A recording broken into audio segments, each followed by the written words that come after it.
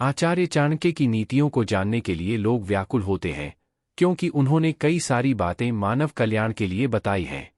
उनकी नीति में लोग सफलता का मंत्र ढूंढते रहते हैं।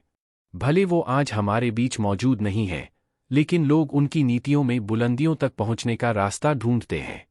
यदि बात करें व्यक्ति के रोजमर्रा जीवन की, तो धन और ज्ञान, ये दो चीजें उसे सफलता की सीढ़ियों तक जैसे तैसे पहुंचा ही देती हैं।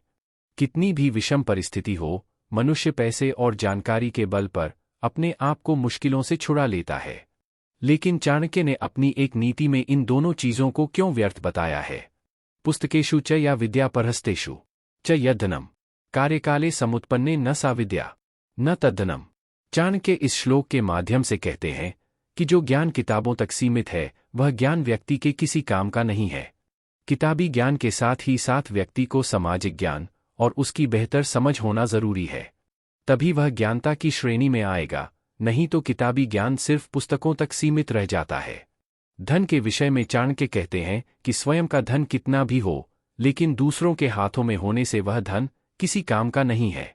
आचार्य चाणक्य कहते हैं कि मनुष्य को चाहिए कि वह किताब की विद्या को अपने कंठ में ग्रहण करे, तभी समय आने पर वह उपयोगी है और विपरीत परिस्थिति से बाहर निकालने में सक्षम है। ठीक उसी प्रकार जिस तरह विद्यालय में कंठस्थ विद्या परीक्षा में सफल होने का कार्य करती है। बात करें पैसों की, तो वह अपनी नीति के माध्यम से यही समझाने का प्रयत्न करते हैं कि धन वही उपयोगी है जो अपनी जेब में रखा हो, क्योंकि जरूरत पड़ने पर आप तुरंत उसका उपयोग कर सकते हैं। भले कितना भी आपके पास अपना धन हो और वह दूसरे के पास है, तो उसका सदुपयोग आप जरूरत पड़ने पर नहीं कर पाएंगे। इसलिए कहते हैं, विद्या कंठ की और पैसा गांठ का ही उत्तम होता है।